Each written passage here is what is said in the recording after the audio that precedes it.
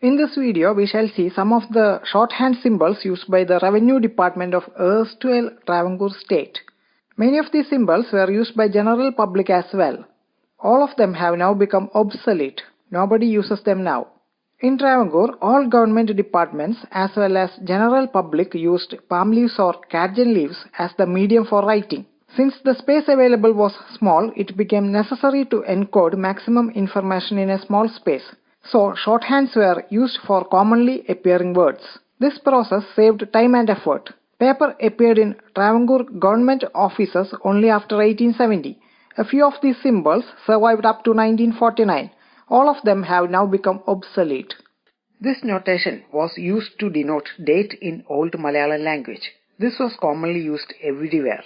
Dhanu Masam 19 Thiyadi, 19th day of month Dhanu. Masam or month.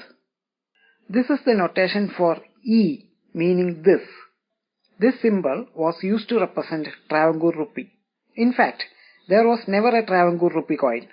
The English supremacy never allowed Travancore to mint a full rupee. The highest rupee denomination ever minted was a half rupee coin in silver. Symbol for Travancore Panam or Fanam. Symbol for Travancore Chakram. Symbol for Travancore Kashu, which was the lowest denomination copper coin. The details of Travancore currency system is given here. 16 cash made 1 chakram. 4 chakrams made 1 fanam. 7 fanams made 1 Travancore rupee. This symbol was used to represent Kochi Panam.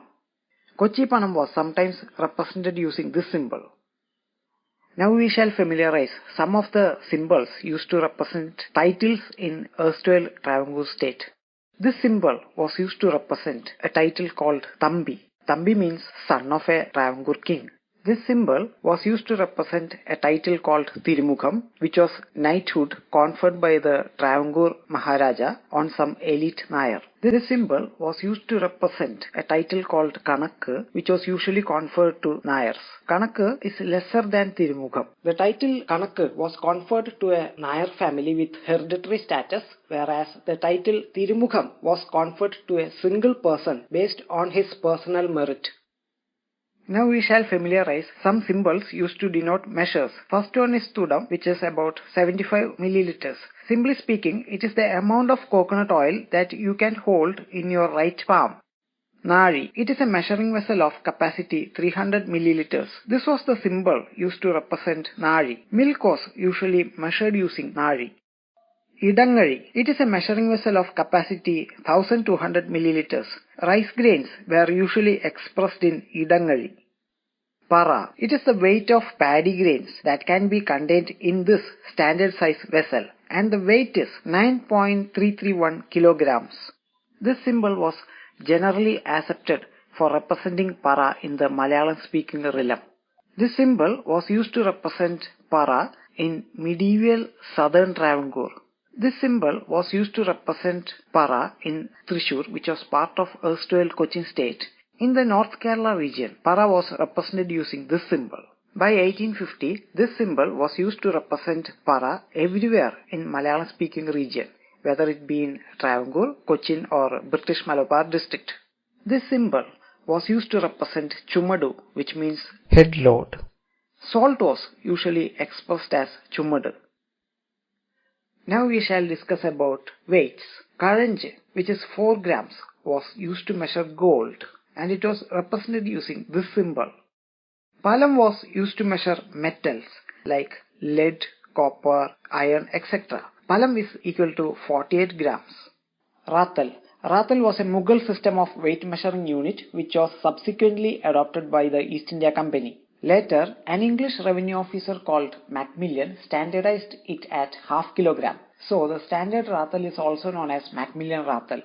Mugham means division. In very early time period, Travancore was divided into 3 Deshamughams. Mugham was represented in records by this symbol. Kochi was divided into 2 Deshamughams in the past, namely Vadakke Mugham as well as Tekke Mugham. Taluk was represented by this symbol. Desham means block of land lying inside a taluk. It was represented by this symbol. Pagadi or Pravarti means village. Taram specifies the nature of the land, that is whether it is a garden land or wetland or government land. Nilam, wetland. Nilam is also represented by this symbol. Purayidam or garden land is represented by this symbol. Lakkam, meaning number.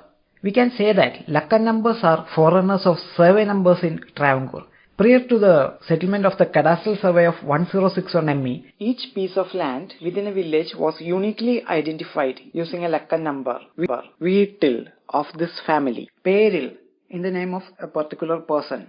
Patam or tenancy was represented using this symbol.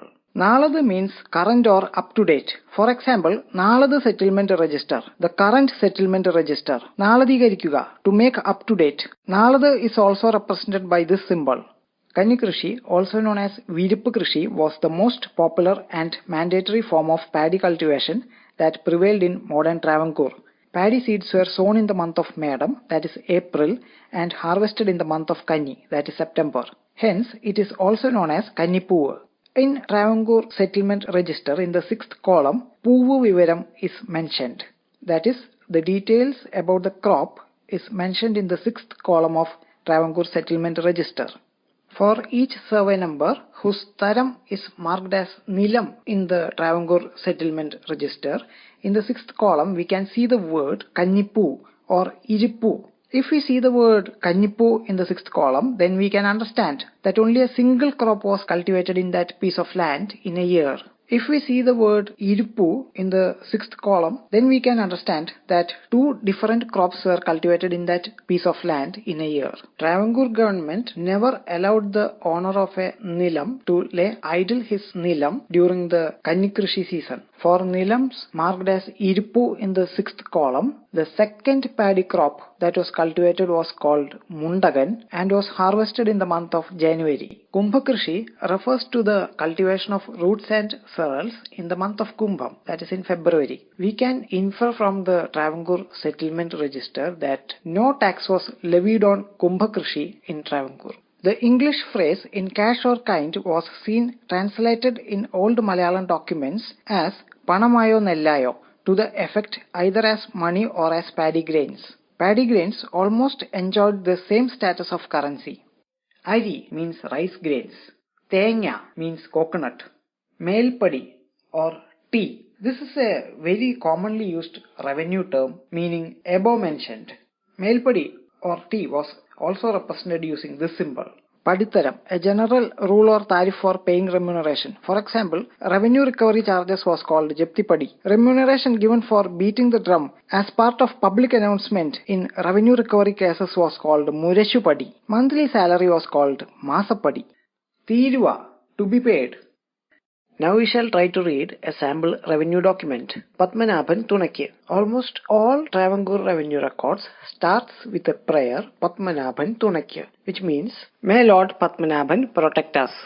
Village name Piravarthiyil, name of Muri Muriyil, Purayidam Vagakku, Padivum Padi Anuvu. Family name Veetil, name of landholder Peril, 1014 Aandu. Aandu means ME, Malayalam era. Pandaravaka Patam, Mepadi Muriyil, Lakkam Dashil, Purayidam Onnukku, name of Muriyil, family name Veetil, name of landholder Peril, Munnettum Padikku, Patam Panam, 176 Ara Arakkalum, Keduthengu 9 20 Kalum, Age Vaga 2 Panam 196 Mukkalum Ara Arakkalum. Now, substituting the shorthands with their respective semantics, we get this.